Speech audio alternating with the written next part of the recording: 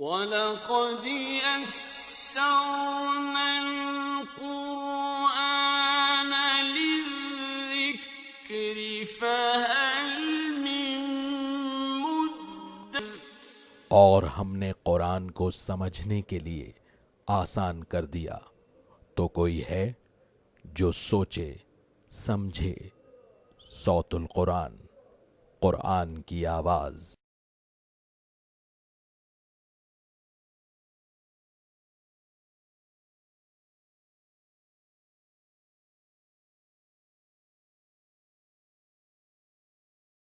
نحمدہ ونصلی علی رسولہ الکریم، اما بعد فاعوذ باللہ من الشیطان الرجیم، بسم اللہ الرحمن الرحیم۔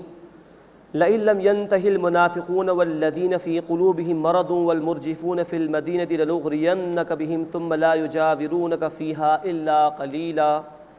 صدق اللہ العظیم۔ سورۃ الاحزاب آیت نمبر 60 سے ہم اپنا مطالعہ شروع کر رہے ہیں۔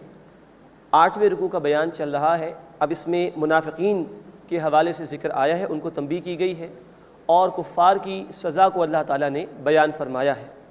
لئن لم ينتهِ المنافقون والذین فی قلوبهم مرض، اگر باز نہ آئے منافق اور وہ لوگ کہ جن کے دلوں میں مرض ہے، والمرجفون فی المدینۃ، اور مدینے میں جھوٹی افواہیں اڑانے والے، لنغرینک بہم، تو اے نبی صلی اللہ علیہ وسلم کو ان کے پیچھے لگا دیں گے، ثم لا یجاورونک فیہا الا قلیلا، بس پھر وہ اس شہر یعنی مدینے میں تھوڑی مدت آپ کے ساتھ رہ سکیں گے۔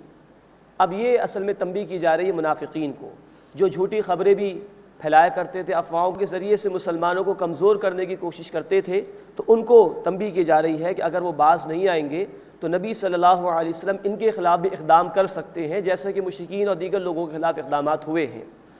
ملعونین، پھٹکارے ہوئے، اینما ثقفوا اخذوا وقتلوا تقتیلا، وہ جہاں کہیں پائے جائیں گے پکڑے جائیں گے اور ٹکڑے ٹکڑے کر دیے جائیں گے۔ اب یہ بڑے شدید الفاظ ہیں منافقین کے حوالے سے جو کہے جا رہے ہیں۔ سنت اللہ فی الذین خلوا من قبل، یہی سنت رہی اللہ کی ان لوگوں کے بارے میں جو اس سے پہلے گزر چکے ہیں۔ ہر دور میں مخالفین کو اللہ نے مٹایا ہے، برباد کیا ہے۔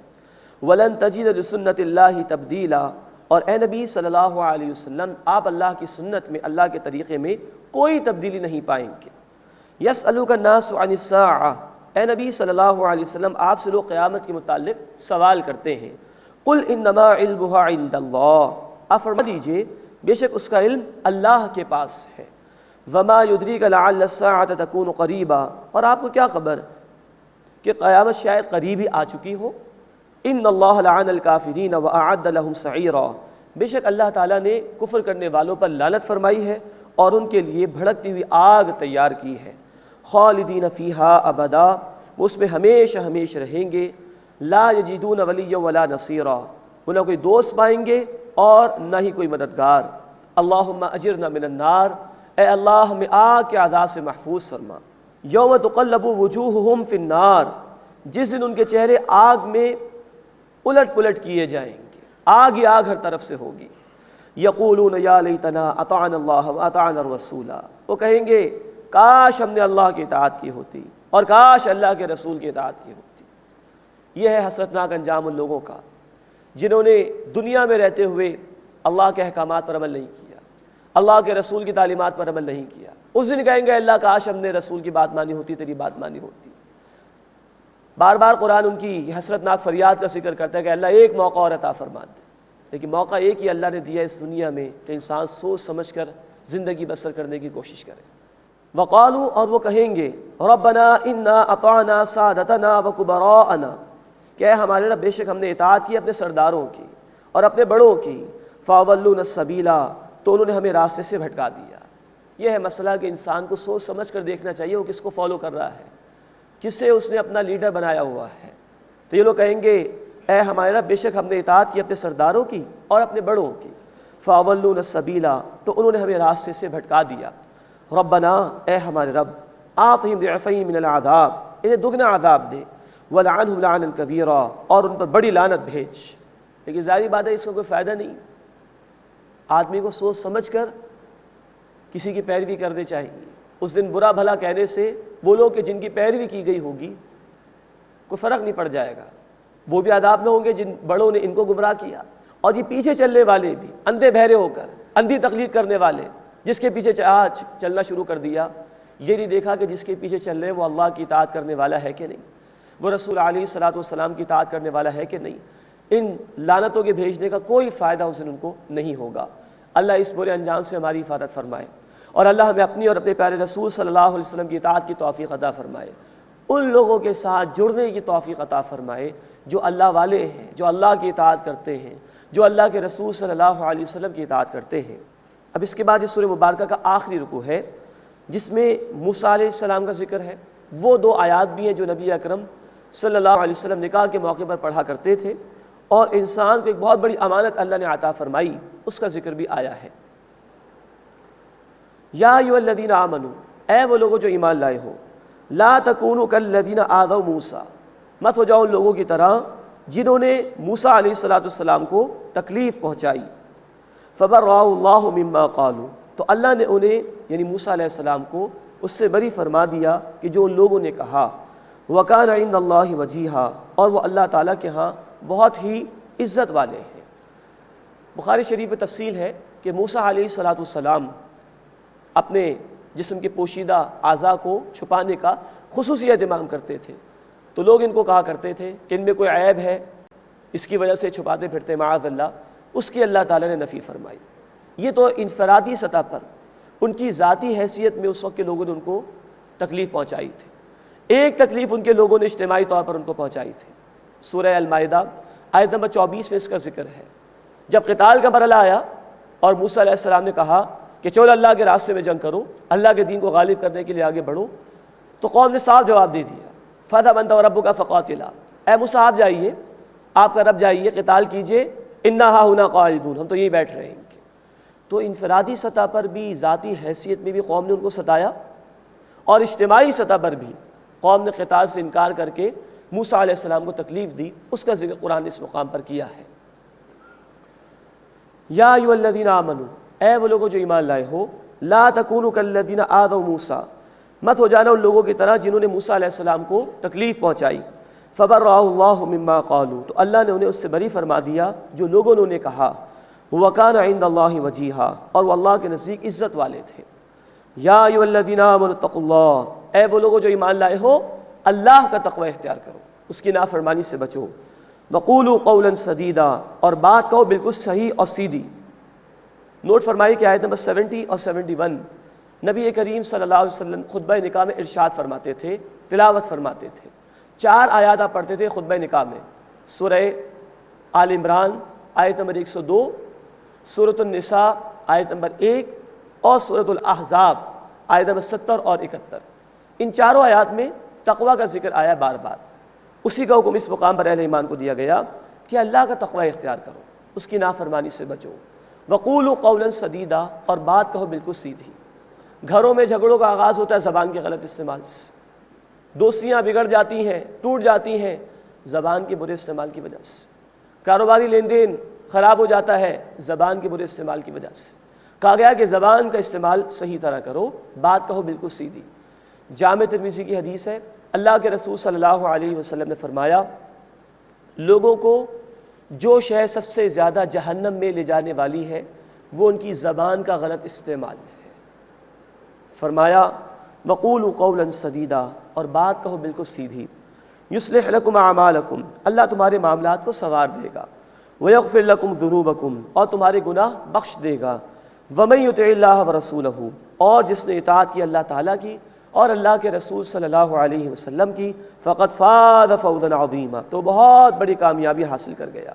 اللہ ہمیں ان لوگوں میں شامل فرمائے جو تقوی اختیار کرنے والے، جو زبان کا درست استعمال کرنے والے، اور جو اللہ تعالیٰ اور اس کے رسول صلی اللہ علیہ وسلم کی اطاعت کرنے والے ہیں۔ اس کے بعد ایک امانت کا ذکر ہے جو اللہ تعالیٰ نے انسان کو دی، بہت بڑی امانت ہے، اور مفسرین کی رائے یہ ہے کہ اس میں روح کے حوالے سے ذکر ہو رہا ہے کہ روح کی امانت ہے جو اللہ تعالیٰ نے انسان کو عطا فرمائی۔ انا عرضنا الامانۃ علی السماوات والارض والجبال، بے شک ہم نے امانت کو پیش کیا آسمانوں اور زمین اور پہاڑوں پر۔ فابین ان یحملنها، تو ان سب نے اس کے اٹھانے سے انکار کر دیا۔ وَأَشْفَقْنَ مِنْهَا، اور وہ اس سے ڈر گئے، وَحَمَلَهَا الْإِنسان، اور انسان نے اسے اٹھا لیا، إِنَّهُ كَانَ ظَلُومًا جَهُولًا، بے شک انسان بڑا ہی بے انصاف، بڑا ہی نادان ہے۔ اب یہ امانت اللہ نے کیسے پیش کی؟ یہ متشابہات میں سے ہے، یہ اللہ کے علم میں سے ہے، لیکن یہ امانت انسان کو مل گئی۔ غور فرمائیے تو یہ بات سامنے آتی ہے کہ وہ شے جو انسان کو دیگر مخلوقات سے جدا کرتی ہے وہ انسان کی روح ہے۔ اللہ کی طرف سے اس انسان میں اللہ کی روح میں سے کچھ پھونکا گیا ہے۔ سورہ الحجر آیت نمبر 29 اور سورہ صاد آیت نمبر 72 میں ذکر ہے کہ انسان میں اللہ کی روح میں سے کچھ پھونکا گیا ہے۔ چنانچہ یہ وہ روح ہے کہ جس کی امانت انسان کو دی گئی اور بقیہ مخلوقات کو یہ شے نہیں دی گئی۔ اس سے مفسرین نے یہ بھی مراد لی ہے کہ یہی روح ہے کہ جس نے اللہ کے کلام کو وصول کیا ہے، قرآن کو روح محمدی صلی اللہ علیہ وسلم نے وصول کیا ہے۔ سورۃ البقرہ آیت 97 میں ذکر ہے کہ قرآن قلب محمدی صلی اللہ علیہ وسلم پر نازل ہوا، لیکن یہ قلب روح کا مسکن ہے، تو اس قرآن کو روح محمدی، قلب محمدی صلی اللہ علیہ وسلم نے قبول کیا ہے۔ مزید نوٹ فرمائیے کہ یہ امانت خلافت کی امانت بھی ہے، اللہ کے دین پر عمل کرنا اور اس کے نظام کو قائم کرنے والی ذمہ داری بھی۔ آدم علیہ السلام میں روح پھونکی گئی اور پھر فرشتوں سے سجدہ کرایا گیا اور پھر آدم علیہ السلام کو خلیفہ بنا کر زمین پر بھیجا گیا۔ تو روح کہیے یا اللہ کی وحی جس کا آخری ایڈیشن قرآن ہے وہ کہیے یا خلافت کہیے، یہ بھی ذمہ داری اللہ تعالیٰ نے انسان کو عطا فرمائی۔ فرمایا کہ انہ کان ظلوما جہولا، بے شک انسان بڑا ہی بے انصاف نادان ہے۔ یعنی اگر اس روح کی ذمہ داری کو ادا کرے، اللہ کی وحی کے تقاضوں پر عمل کرے تو کامیاب، اور اگر نہیں کرے تو بڑا ہی ظالم، بڑا ہی بے انصاف اور بڑا ہی نادان ہے۔ اب اگلی آیت میں 3 گروہوں کا ذکر ہے۔ اللہ کی طرف سے عطا کردہ روح، وحی اور خلافت کی ذمہ داری کو ادا کرنے یا نہ کرنے کے اعتبار سے 3 گروہ سامنے آ سکتے ہیں۔ فرمایا لیعذب اللہ المنافقین والمنافقات، تاکہ اللہ عذاب دے منافق مردوں اور منافق عورتوں کو، والمشرکین والمشرکات، اور مشرک مردوں اور مشرک عورتوں کو، ویتوب اللہ علی المؤمنین والمؤمنات، اور اللہ توبہ قبول فرمائے، اللہ نظر کرم فرمائے مومن مردوں اور مومن عورتوں پر۔ وکان اللہ غفور الرحیم، اور اللہ تعالیٰ بہت بخشنے والا، مسلسل رحم فرمانے والا ہے۔ یعنی منافقین وہ جو قبول تو کرتے ہیں اسلام کو لیکن جانتے بوجھتے دین کے تقاضوں سے فرار اختیار کرتے ہیں، اور مشرکین و کفار وہ جو اللہ کے دین کے باغی ہیں، حق کے مخالف ہیں، ان کے لیے تو عذاب ہے۔ اور وہ اہل ایمان جو روح کے تقاضوں پر عمل کریں، جو وحی کے تقاضوں پر عمل کریں، جو خلافت کی ذمہ داری ادا کریں، ان کے لیے اللہ تعالیٰ کی طرف سے نظر کرم کا معاملہ ہوگا۔ اللہ ہمیں اہل ایمان میں شامل فرمائے۔ وَكَانَ اللَّهُ غَفُورًا رَحِيمًا، اور اللہ تعالیٰ بہت بخشنے والا، مسلسل رحم فرمانے والا ہے۔ بسم اللہ الرحمن الرحیم۔ الحمد للہ الذی لہ ما فی السماوات وما فی الارض ولہ الحمد فی الآخرہ وہو الحکیم الخبیر۔ اب سورہ سبا کا آغاز ہو رہا ہے۔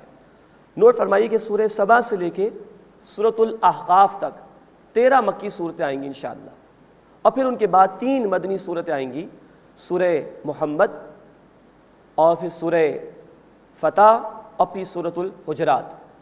تو گویا اب یہ 5واں گروپ شروع ہو رہا ہے مکی مدنی صورتوں کا، جن میں 13 مکی صورتیں ہیں، سورہ سبا سے سورہ احقاف تک، اور پھر سورہ محمد سے سورہ حجرات تک 3 مدنی صورتیں ہیں۔ سورہ سبا کا آغاز ہو رہا ہے الحمدللہ سے۔ نوٹ فرمائیے قرآن حکیم میں وقفے وقفے سے صورتوں کا آغاز الحمدللہ سے ہوا ہے۔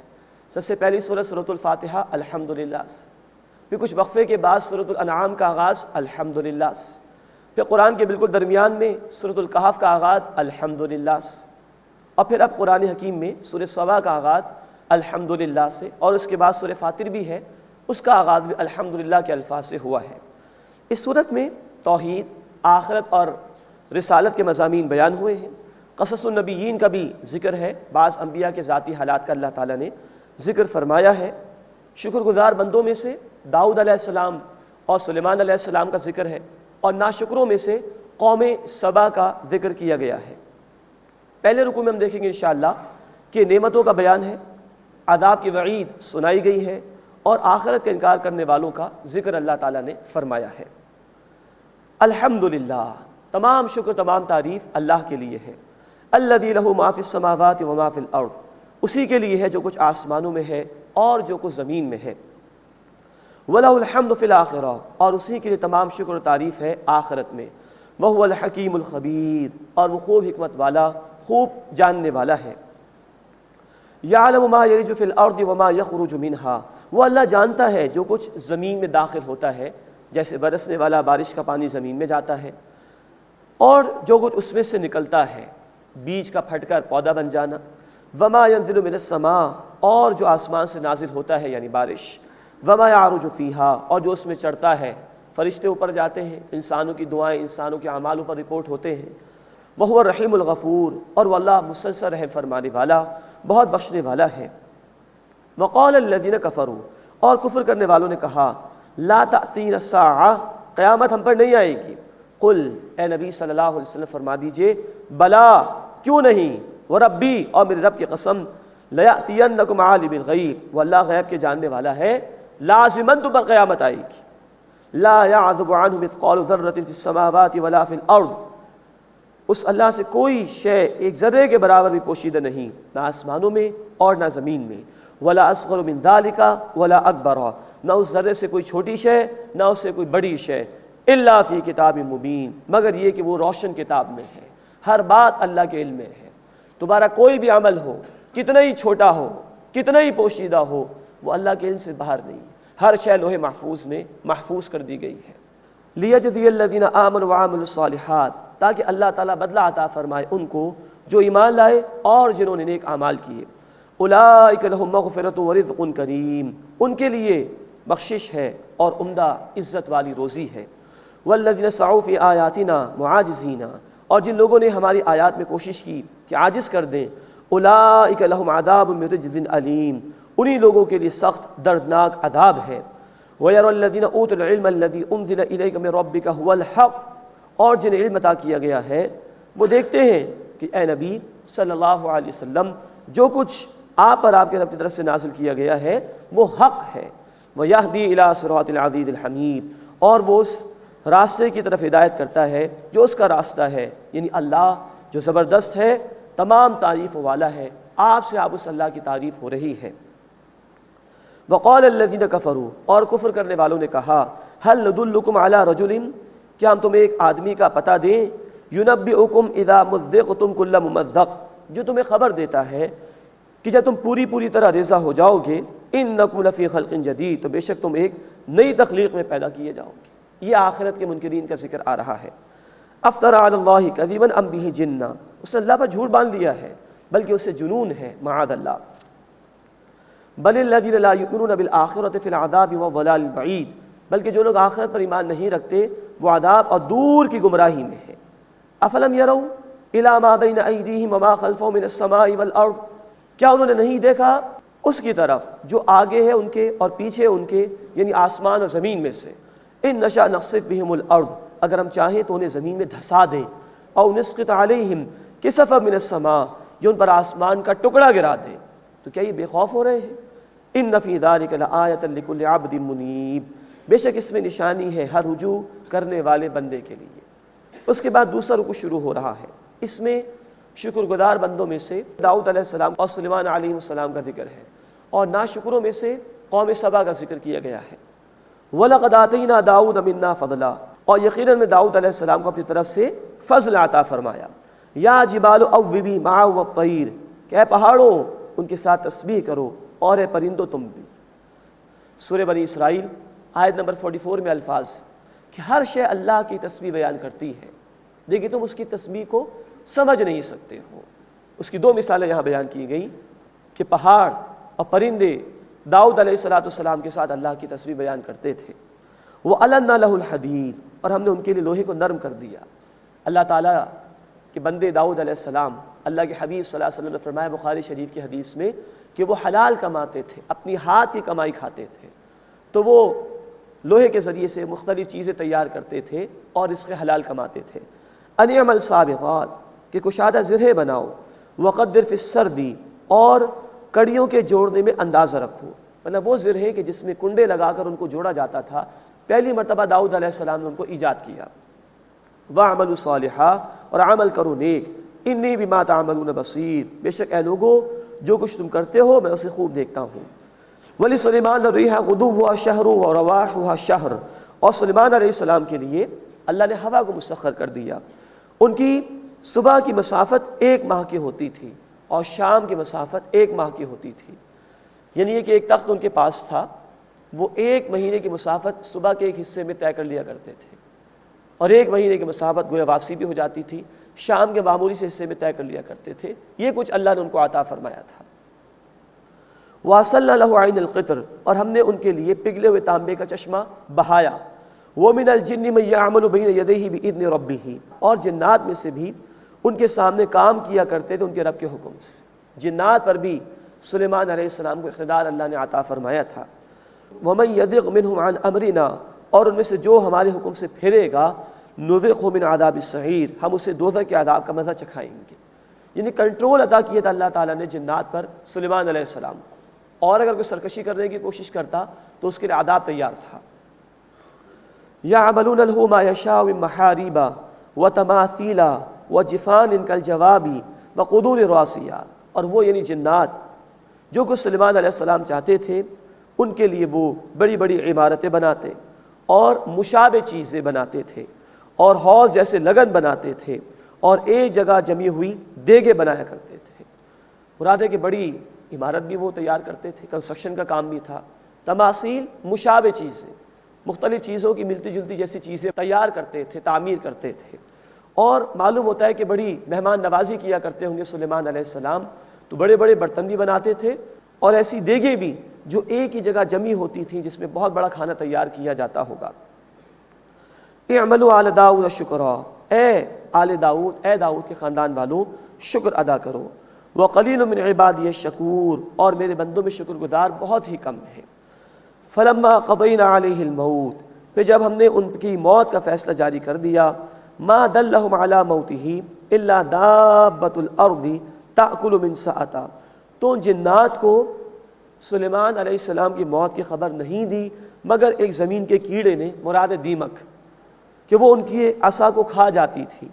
فلما خر تبینت الجن ان لو كانوا يعلمون الغیب ما لبثوا فی العذاب المہین، بس جب وہ یعنی سلیمان علیہ السلام کا دھڑ گر پڑا تو جنات پر حقیقت واضح ہو گئی کہ اگر وہ جنات غیب کے جاننے والے ہوتے تو وہ ذلت کے عذاب میں مبتلا نہ رہتے۔ یہ اشارہ اس بات کی طرف ہے کہ یہ جنات سلیمان علیہ السلام کے حکم کے تحت مختلف کام کرتے تھے۔ سلیمان علیہ السلام نے ہی جو بیت المقدس تھا اس کی تعمیر شروع کرائی تھی، اور جنات یہ کام کر رہے تھے۔ اسی دوران سلیمان علیہ السلام کو موت آ گئی، لیکن وہ اپنے عصا پر ٹیک لگا کر بیٹھے ہوئے تھے اور ان کی روح قبض ہو گئی تھی، ان کی موت واقع ہو گئی تھی، لیکن جنات کام کر رہے تھے۔ وہ دیکھتے رہے کہ سلیمان علیہ السلام تو دیکھ رہے ہیں، جیسے کہ ہوتا ہے آفیسز کے اندر کہ جب تک باس موجود ہوتا ہے ایفیشنسی بہت عمدہ ہوتی ہے لوگوں کی، لیکن باس اٹھ کر چلا جائے تو ایفیشنسی میں کمزوری آ جاتی ہے۔ تو جنات کو اس وقت معلوم ہوا کہ جب وہ عصا دیمک نے پوری طرح چاٹ لیا اور وہ عصا گر گیا تو سلیمان علیہ السلام کا جو بھی بدن تھا وہ گر گیا نیچے۔ تب جنات کو معلوم ہوا کہ اچھا ان کے تو انتقال پہلے ہو گیا تھا۔ تو معلوم ہوا کہ جنات کو کوئی غیب کا علم نہیں تھا، وہ تو یہ سمجھتے تھے کہ سلیمان علیہ السلام زندہ ہیں، وہ کام کیے چلے جا رہے تھے۔ اللہ کانوا یعلمون الغیب، اگر وہ غیب جانتے، ما لبثوا فی العذاب المہین، تو وہ ذلت کے عذاب میں نہ رہتے۔ اب فرما برداروں اور شکر گزاروں کے بعد ایک ناشکری قوم کا ذکر آ رہا ہے، قوم سبا کا۔ یہ قوم 800 قبل مسیح کے پیریڈ میں گزری ہے، یعنی 800 BCE، اور یمن کے علاقے میں بہت بڑی اللہ تعالیٰ نے ان کو زراعت بھی عطا فرمائی تھی، بہت بڑی خوشحالی عطا فرمائی تھی۔ گویا ایران اور روم کی سلطنتوں سے پہلے یہ بہت بڑی قوم تھی جو تاریخ میں گزری ہے۔ لقد کان لسبأ فی مسکنہم آیہ، یقیناً قوم سبا کے لیے ان کی بستی میں نشانی تھی۔ جنتان عن یمین و شمال، 2 باغات تھے دائیں اور بائیں، یعنی ہر طرف اللہ تعالیٰ نے ان کو خوشحالی عطا فرمائی تھی۔ کلوا من رزق ربکم واشکروا لہ، اپنے رب کے رزق میں سے کھاؤ اور اس کا شکر ادا کرو۔ بلدۃ طیبۃ، تمہارا شہر بڑا پاکیزہ ہے، ورب الغفور، اور تمہارا رب بہت ہی بخشنے والا ہے۔ تو اس کا شکر بجا لاؤ، اس سے یہ سب کچھ تمہیں عطا فرمایا۔ فَأَعْرَضْ وَأَرْسَلْنَا عَلَيْهِمْ سَيْلَ الْعَارِمِ، پھر انہوں نے منہ موڑ لیا تو ہم نے ان پر زور کا سیلاب بھیجا۔ ناشکری کی انہوں نے، جس کا ذکر آگے چل کر آئے گا۔ تو اللہ تعالیٰ کی طرف سے ایک بہت بڑا سیلاب مسلط کیا گیا۔ انہوں نے کچھ بند بھی بنا رکھے تھے، ڈیمز بنا رکھے تھے، وہ سب برباد ہو گئے اور مٹا دیے گئے۔ وَبَدَّلْنَاهُمْ بِجَنَّتَيْهِمْ جَنَّتَيْنِ ذَوَاتِ أُكُلٍ خَمْطٍ وَأَثْلٍ وَشَيْءٍ مِّن سِدْرٍ قَلِيلٍ، اور ان دو باغات کے بدلے مزید دو باغات دے دیے، ان کو بدل دیا، جو کہ بد مزہ میوے والے اور کچھ جھاڑ والے تھے، اور تھوڑی سی بیریاں ان میں تھی۔ مراد یہ کہ پہلے تو اللہ نے بڑی خوشحالی دی تھی، اس کے بعد جب ناشکری کی، جس کا ذکر آگے ہے، تو اللہ تعالیٰ نے ان کو برباد کر دیا، اور ایسے باغات دیے کہ جس میں کچھ بیریاں تھیں، کچھ جھاڑیاں تھیں، کچھ کانٹے دار جھاڑ موجود تھے۔ اس سب سے اللہ تعالیٰ نے ان پچھلے گزشتہ باغات کو بدل دیا۔ یہ ہے کہ جب اللہ تعالیٰ عذاب دینے پر آتا ہے تو پوری کی پوری قوم کو اس عذاب کا شکار کرتا ہے، جب قوم ناشکری پر آمادہ ہو جائے۔ ذَلِكَ جَزَيْنَاهُمْ بِمَا كَفَرُوا، یہ ہم نے انہیں بدلہ دیا اس کا کہ انہوں نے ناشکری کی۔ وَهَلْ نُجَازِي إِلَّا الْكَفُورَ، اور ہم صرف ناشکرے کو ہی سزا دیتے ہیں۔ وَجَعَلْنَا بَيْنَهُمْ وَبَيْنَ الْقُرَى الَّتِي بَارَكْنَا فِيهَا، اور ہم نے آباد کر دی ان کے درمیان اور ان کی بستیوں کے درمیان جنہیں ہم نے برکت دی تھی۔ مراد یہ ہے کہ یہ یمن میں تھے، شام و فلسطین تک درمیان میں جو پورا راستہ تھا، اس پر اللہ نے تجارت جاری کر دی تھی، جب ان کو خوشحالی اللہ تعالیٰ نے دی تھی۔ بہت بڑے تجارتی راستے اللہ تعالیٰ نے ان کے لیے عطا فرما دیے یمن اور شام و فلسطین کے درمیان۔ وَجَعَلْنَا بَيْنَهُمْ وَبَيْنَ الْقُرَى الَّتِي بَارَكْنَا فِيهَا قُرًى ظَاهِرًا، اور ہم نے آباد کر دی ان کے درمیان اور ان کی بستیوں کے درمیان کہ جنہیں ہم نے برکت دی تھی، یعنی شام و فلسطین، ایک دوسرے سے متصل بستیاں، ہر تھوڑے وقفے پر بستیاں تھیں، بڑی آسانی کے ساتھ تجارت چل رہی تھی ان کی۔ وَقَدَّرْنَا فِيهَا سَيْرًا، اور ہم نے ان میں منزلیں مقرر کر دی تھی، جہاں چاہتے قیام کرتے تھے۔ سیروا فیہا لیالی و ایاما آمنین، تم رات دن ان میں چلو پھرو بے خوف و خطر اطمینان کے ساتھ۔ فقالوا، بس وہ کہنے لگے، ربنا باعد بین اسفارنا، اے ہمارے رب ہمارے سفر کے درمیان دوری پیدا کر دے۔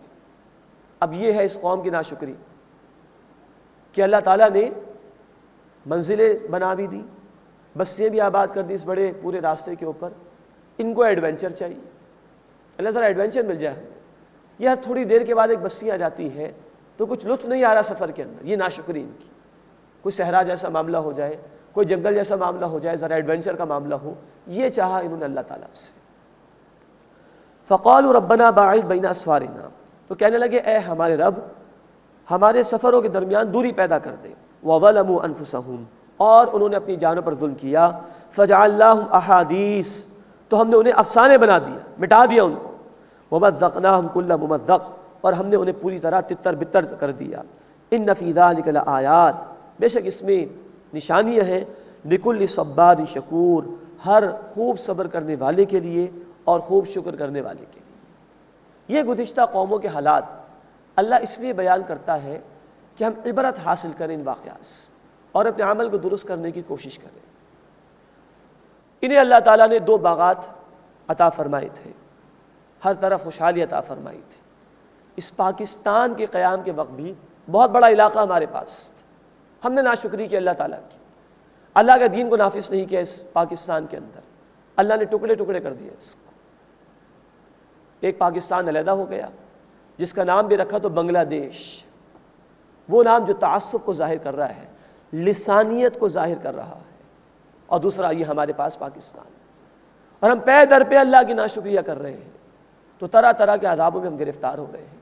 اب زلزلے بھی آ رہے ہیں، زمین کو ہلایا جا رہا ہے اللہ کی طرف سے تاکہ لوگ عبرت حاصل کریں، لیکن ہماری قوم ٹس سے مس نہیں ہو رہی ہے۔ کہیں بے روزگاری ہے، کہیں رزق میں برکت نہیں ہے، کہیں مہنگائی کا طوفان ہے، کہیں اولاد نافرمان ہے، کہیں بے حیائی کا طوفان ہے۔ یہ سب کیا ہے؟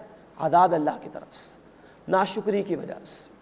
اللہ ہمیں عبرت حاصل کرنے کی توفیق عطا فرمائے اور ہمیں شکر گزار بندوں میں شامل فرمائے اور اپنی اطاعت کرنے کی توفیق عطا فرمائے۔ وَلَقَدْ صَدَّقَ عَلَيْهِمْ إِبْلِيسُ ظَنَّهُ، اور یقیناً ابلیس نے ان پر اپنا گمان سچ کر دکھایا۔ یہ ذکر آیا سورۃ الاعراف آیت نمبر 17 میں، اس سے کہا تھا کہ اللہ ان میں سے اکثر تیرے شکر گزار نہیں ہوں گے، اسی کی طرف اشارہ ہے۔ فَاتَّبَعُوهُ، بس لوگوں نے اس شیطان کی پیروی کی، ابلیس کی پیروی کی، إِلَّا فَرِيقًا مِّنَ الْمُؤْمِنِينَ، سوائے اہل ایمان میں سے ایک گروہ کے۔ جو ایمان والے تھے وہ اللہ کے اطاعت گزار رہے، وہ شکر گزار رہے، لیکن اکثریت کا معاملہ یہ ہے کہ وہ ناشکری پر آ گئی اور اس نے شیطان کی پیروی کی۔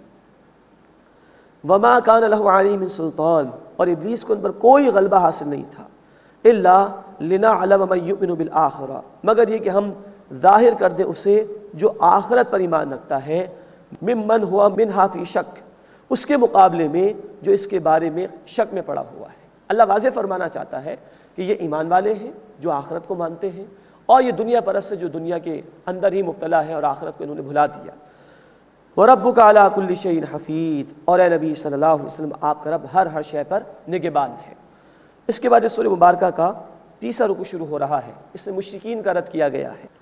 قُلِ ادْعُوا الَّذِينَ زَعَمْتُم مِّن دُونِ اللَّهِ، اے نبی صلی اللہ علیہ وسلم فرما دیجئے پکارو انہیں جنہیں تم اللہ کے سوا گمان کرتے ہو کہ وہ معبود ہیں، لا يملكون مثقال ذرة في السماوات ولا في الارض، وہ ایک ذرے کے مالک بھی نہیں، کچھ اختیار نہیں رکھتے نہ آسمانوں میں اور نہ زمین میں، وما لهم فيهما من شرك، اور ان کے لیے ان دونوں یعنی آسمان و زمین میں کوئی حصہ بھی نہیں، وما لهم منهم من ظہیر، اور نہ ان میں سے کوئی مددگار ہے، ولا تنفع الشفاعة عنده الا لمن اذن له، اور شفاعت نفع نہیں دیتی اللہ کے پاس سوائے اس کے جسے وہ اجازت عطا فرمائے۔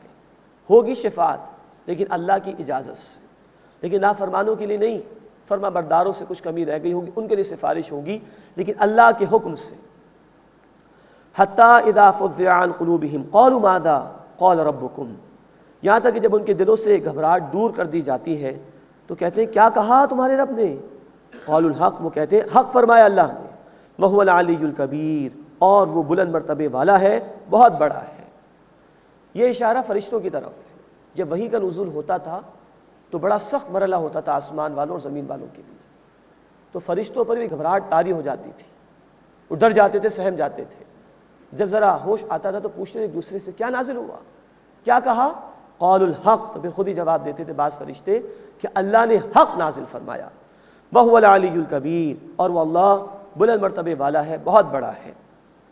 قل، اے نبی صلی اللہ علیہ وسلم سوال کیجئے، مَن يَرْزُقُكُم مِّنَ السَّمَاءِ وَالْأَرْضِ، کون تمہیں روزی دیتا ہے آسمانوں سے اور زمین سے؟ قل اللہ، آپ فرما دیجئے اللہ، وَإِنَّا أَوْ إِيَّاكُمْ لَعَلَىٰ هُدًى أَوْ فِي ضَلَالٍ مُّبِينٍ، بے شک ہم یا تم دونوں میں سے ایک ہدایت پر ہے یا کھلی گمراہی پر ہے۔ قل لا تسألون عما اجرمنا، اے نبی صلی اللہ علیہ وسلم فرما دیجئے تم سے اس جرم کے بارے میں نہیں پوچھا جائے گا جو ہم نے کیا، بالفرض اگر ہم نے کوئی جرم کیا تم سے نہیں پوچھا جائے گا، ولا نسأل عما تعملون، اور نہ ہم سے پوچھا جائے گا اس کے متعلق جو تم اعمال کرتے ہو۔ قل، اے نبی صلی اللہ علیہ وسلم فرما دیجئے یجمع بیننا ربنا، ہم سب کو جمع فرمائے گا ہمارا رب، ثم یفتح بیننا بالحق، پھر ہمارے درمیان ٹھیک ٹھیک فیصلہ کر دے گا، وہو الفتاح العلیم، اور وہ سب سے بہتر فیصلہ فرمانے والا، خوب علم رکھنے والا ہے۔ قل، اے نبی صلی اللہ علیہ وسلم فرما دیجئے ارونی الذین الحقتم بہ شرکاء کلا، مجھے دکھاؤ جنہیں تم نے اللہ کے ساتھ ملا کر شریک ٹھہرایا ہے، کلا ہرگز نہیں، بل هو اللہ العزیز الحکیم، بلکہ اللہ زبردست ہے، غالب ہے، حکمت والا ہے۔ وما ارسلناک الا کافۃ للناس بشیرا ونذیرا، اور اے نبی صلی اللہ علیہ وسلم ہم نے آپ کو تمام انسانیت کے لیے خوشخبری سنانے والا بنا کر بھیجا اور خبردار کرنے والا بنا کر بھیجا، ولکن اکثر الناس لا يعلمون، لیکن اکثر لوگ جانتے نہیں۔ یہ آیت بھی بتا رہی ہے کہ نبی صلی اللہ علیہ وسلم کی رسالت تمام انسانیت کے لیے، یہی ذکر آیا سورۃ الاعراف آیت 158، سورۃ الفرقان آیت نمبر 1، سورۃ الانبیاء آیت نمبر 107 اور کئی مقامات پر کہ رسالت محمدی صلی اللہ علیہ وسلم تمام انسانیت کے لیے ہے۔ وَلَٰكِنَّ أَكْثَرَ النَّاسِ لَا يَعْلَمُونَ، لیکن اکثر لوگ جانتے نہیں ہیں۔ وَيَقُولُونَ، اور وہ کہتے ہیں، مَتَىٰ هَٰذَا الْوَعْدُ إِن كُنتُمْ صَادِقِينَ، یہ وعدہ کب پورا ہوگا، یعنی قیامت کا، اگر تم سچے ہو۔ قُل لَّكُم مِيعَادُ يَوْمٍ لَّا تَسْتَأْخِرُونَ عَنْهُ سَاعَةً وَلَا تَسْتَقْدِمُونَ، اے نبی صلی اللہ علیہ وسلم فرما دیجیے تمہارے وعدے کے لیے ایک دن متعین ہے، اس سے نہ تم ایک گھڑی پیچھے ہٹ سکتے ہو نہ ایک گھڑی آگے بڑھ سکتے ہو، جو اس کا مقرر وقت ہے وہ عذاب آئے گا اور تم بچائے نہیں جا سکو گے۔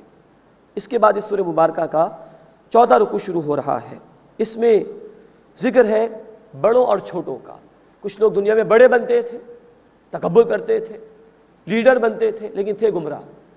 اور کچھ ان کے پیچھے چلنے والے تھے، ان کی پیروی کرتے تھے بغیر سوچے سمجھے۔ ان کا ذکر ہے جب اس رکوع میں آ رہا ہے۔ وقال الذین کفروا، اور ان لوگوں نے کہا جنہوں نے کفر کیا، لن نؤمن بہذا القرآن، ہم اس قرآن پر ایمان نہیں لائیں گے، ولا بالذی بین یدیہ، اور نہ اس پر جو اس سے پہلے ہے۔ مراد یہ مشرکین تھے جو ہر قسم کی وحی کا انکار کرتے تھے۔ 2500 برس سے ان کے درمیان کوئی رسول نہیں آئے۔ اسماعیل علیہ السلام کے 2500 برس کے بعد نبی صلی اللہ علیہ وسلم ان کے درمیان آئے ہیں، تو یہ سب کا انکار کر رہے تھے۔ وَلَوْ تَرَىٰ إِذِ الظَّالِمُونَ مَوْقُوفُونَ عِندَ رَبِّهِمْ، اور اے نبی صلی اللہ علیہ وسلم کاش آپ دیکھیں جب یہ ظالم اپنے رب کے سامنے کھڑے کیے جائیں گے، يَرْجِعُ بَعْضُهُمْ إِلَىٰ بَعْضٍ الْقَوْلِ، ان میں سے بعض کے اوپر الزام لگائیں گے۔ يَقُولُ الَّذِينَ اسْتُضْعِفُوا لِلَّذِينَ اسْتَكْبَرُوا، تو جو کمزور لوگ تھے وہ بڑے لوگوں سے کہیں گے، لولا انتم لکنا مؤمنین، اگر تم نہ ہوتے تو ہم ضرور ایمان لانے والے ہوتے۔ اب یہ جو بڑوں کی پیروی کرنے والے تھے بے سوچے سمجھے، وہ چھوٹے کہہ رہے ہیں۔ اب بڑوں کا جواب، قال الذین استکبروا للذین استضعفوا، اور بڑے لوگ کمزوروں سے کہیں گے، انحن صددناکم عن الہدی بعد اذ جاءکم بل کنتم مجرمین، کیا ہم نے تمہیں ہدایت سے روکا تھا جبکہ وہ تمہارے پاس آ گئی؟ نہیں، بلکہ تم مجرم تھے۔ ہدایت واضح تھی بالکل اللہ تعالیٰ کی، تم غور و فکر کر لیتے، جان بوجھ کر تو تمہیں مجبور نہیں کیا تھا، تم نے پچھلے لوگوں کے انجام سے بھی عبرت حاصل نہیں کی، اور جو حق آیا اس پر عمل بھی نہیں کیا، بلکہ تمہیں مجرم ہو۔ تو گویا ایک دوسرے کی نفی، ایک دوسرے پر الزام تراشی، اور کوئی کسی کے کام نہیں آئے۔ یہ موضوع 6 مرتبہ قرآن میں آیا، یہاں 5ویں مرتبہ آ رہا ہے۔ وقال الذین استضعفوا للذین استکبروا، اور کہیں گے کمزور بڑے بننے والوں سے، بل مکر اللیل والنہار، بلکہ تمہارے رات دن کے مکر و فریب، اذ تأمروننا، جبکہ تم ہمیں حکم دیتے تھے، ان نکفر باللہ، کہ ہم اللہ کا انکار کریں، ونجعل لہ اندادا، اور ہم اس کے لیے شریک ٹھہرائیں۔ یہ پھر الزام ان پر دھرنے کی کوشش کریں گے۔ وَأَسَرُّوا النَّدَامَةَ لَمَّا رَأَوُا الْعَذَابَ، اور وہ جب عذاب دیکھیں گے تو شرمندگی یعنی ندامت کو چھپائیں گے۔ وَجَعَلَ الْأَغْلَالَ فِي أَعْنَاقِ الَّذِينَ كَفَرُوا، اور ہم طوق ڈال دیں گے کفر کرنے والوں کی گردنوں میں۔ هَلْ يُجْزَوْنَ إِلَّا مَا كَانُوا يَعْمَلُونَ، وہ بدلے میں وہی کچھ دیے جائیں گے جو کچھ کے وہ اعمال کیا کرتے تھے۔ تو ایک دوسرے کو لان تان کرنے کا کوئی فائدہ نہیں ہوگا۔ وہ بڑے جو بڑے بننے کی کوشش کرتے تھے، لیڈر قسم کے لوگ، لیکن نافرمان تھے وہ بھی، اور ان کے پیچھے چلنے والے بھی بغیر سوچے سمجھے ان کی پیروی کرتے تھے، سب جہنم میں ڈالے جائیں گے۔ انسان کو دیکھنا چاہیے وہ کس کی بات مان رہا ہے، کس کے پیچھے چل رہا ہے، کس کی پیروی کر رہا ہے، کیونکہ ایک ہی موقع اللہ تعالیٰ نے اس دنیا میں ہمیں عطا فرمایا۔ وما ارسلنا فی قریۃ من نذیر الا قال مترفوها، اور ہم نے نہیں بھیجا کسی بستی میں کوئی خبردار کرنے والا مگر اس کے خوشحال لوگوں نے کہا، انا بما ارسلتم به کافرون، کہ جو کچھ تم ہدایت دے کر بھیجے گئے ہو ہم اس کا انکار کرنے والے ہیں۔ یہ خوشحال طبقہ ہمیشہ حق کی مخالفت میں پیش رہا، اس سے کہ اگر حق کے مطابق عمل ہو تو ظلم کا خاتمہ ہو جائے گا، یہ جو ظلم کرتے ہیں لوگوں پر اور لوگوں کا مال ہڑپ کر جاتے ہیں اس کا خاتمہ ہو جائے گا، اس لیے یہ طبقہ آگے بڑھ کر ہمیشہ مخالف رہا۔ انا بما ارسلتم به کافرون، کہ بے شک جو کچھ تم ہدایت دے کر بھیجے گئے ہو ہم اس کا انکار کرنے والے ہیں۔ وقالوا، اور انہوں نے کہا، نحن اکثر اموالا و اولادا، ہم مال اور اولاد میں زیادہ ہیں، وما نحن بمعذبین، اور ہم عذاب دیے جانے والوں میں سے نہیں۔ یہ ہر دور کی گمراہی رہی ہے، ہر دور میں خوشحال لوگ اس خناس کا شکار رہے ہیں۔ اللہ نے تو بڑا مال ہمیں دیا ہے، بڑی اولاد ہمیں عطا فرمائی، اگر ہم اتنے برے ہوتے تو کیا یہ سب کچھ ہمیں دیا جاتا؟ اس خناس کا شکار ہو کر وہ بڑے مطمئن ہو کر برے عمل کر رہے ہوتے ہیں، ہم تو بڑے اچھے ہیں، اور پھر حق کی مخالفت بھی کرتے ہیں اور کہتے ہیں کہ ہمیں عذاب نہیں دیا جائے گا، یعنی کہ اگر ہم برے ہوتے تو کیا اللہ ہمیں اتنا نوازتا؟ تو ہمیں کوئی عذاب نہیں دیا جائے گا، ہم یہاں بھی اچھے، اور اگر آخرت ہوئی تو وہاں بھی ہم اچھے ہوں گے۔ نوٹ فرمائیے کہ یہ حقیقت قرآن نے بار بار بیان کی، بار بار واضح کی ہے کہ یہ دنیا آزمائش کے لیے ہے۔ مالدار ہونے کا مطلب یہ نہیں کہ اللہ اس سے راضی ہے۔ کیا اللہ فرعون سے راضی ہوگا؟ کیا اللہ قارون سے راضی ہوگا؟ کیا اللہ حامان سے راضی ہوگا؟ یہ تو مالدار تھے، قطعاً نہیں۔ اور مال نہ ہونے کا مطلب یہ نہیں کہ اللہ کسی سے ناراض ہے۔ کیا بلال رضی اللہ تعالیٰ عنہ سے اللہ ناراض ہو؟ بہت غریب صحابی تھے رضی اللہ تعالیٰ عنہ، کہیں صحابہ کرام غریب تھے؟ اصحاب صفہ بہت غریب تھے، کیا اللہ ان سے ناراض ہوگا؟ قطعاً نہیں۔ تو یہ تو مال دے کر بھی اللہ آزما رہا ہوتا ہے بندوں کو، کچھ لے کر بھی اللہ تعالیٰ آزما رہا ہوتا ہے بندوں کو۔ اس ظاہری چمک دمک کو دیکھ کر کسی کے اللہ کے ہاں مقبول ہونے یا نہ ہونے کا فیصلہ نہیں کرنا چاہیے۔ وَقَالُوا نَحْنُ أَكْثَرُ أَمْوَالًا وَأَوْلَادًا، اور انہوں نے کہا کہ ہم مال اور اولاد میں زیادہ بڑھ کر ہیں۔ وَمَا نَحْنُ بِمُعَذَّبِينَ، اور ہم عذاب دیے جانے والوں میں سے بالکل نہیں ہیں۔ قل، اے نبی صلی اللہ علیہ وسلم فرما دیجئے، ان ربی یبسط الرزق لمن یشاء ویقدر، بے شک میرا رب جس کے لیے چاہتا ہے رزق کو کشادہ فرما دیتا ہے، اور جس کے لیے چاہتا ہے اس کو نپا تلا دیتا ہے، کم دیتا ہے۔ یہ اللہ کی مشیت ہے، آزمانے کے لیے زیادہ بھی دیتا ہے اور آزمانے کے لیے کم بھی دیتا ہے۔ وَلَٰكِنَّ أَكْثَرَ النَّاسِ لَا يَعْلَمُونَ، لیکن اکثر لوگ جانتے نہیں، اللہ کی اس مشیت کو سمجھتے نہیں، اور ظاہر پرست ہو کر دنیا میں مال و اسباب کی بنیاد پر ہی کسی کے اونچے یا نیچے ہونے کا فیصلہ کرتے ہیں۔ حالانکہ اللہ کا معیار تو وہ ہے جو قرآن میں آیا، سورۃ الحجرات آیت نمبر 13 میں، ان اکرمکم عند اللہ اتقاکم، بے شک اللہ کی نگاہوں میں تم میں سے سب سے بڑھ کر عزت والا وہ ہے جو سب سے بڑھ کر اللہ کا تقوی اختیار کرنے والا ہو۔ اللہ ہمیں اپنے متقین بندوں میں شامل فرمائے، اور اس ظاہری چمک دمک کے بجائے آخرت کو سامنے رکھتے ہوئے نیک عمل کرنے کی توفیق عطا فرمائے۔ آمین یا رب العالمین۔ وآخر دعوانا ان الحمد للہ رب العالمین۔